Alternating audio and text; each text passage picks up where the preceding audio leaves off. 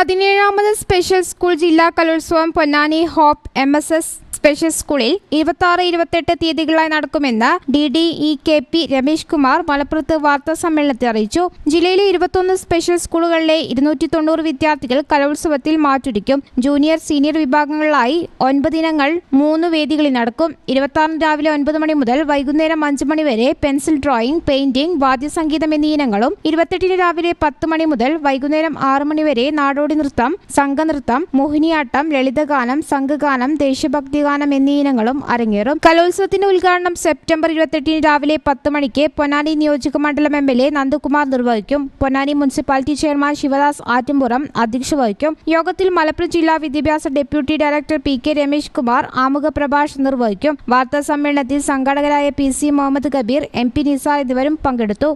News bureau, Malappuram. Qatar golden diamonds, Calicut road, Valanchery main road.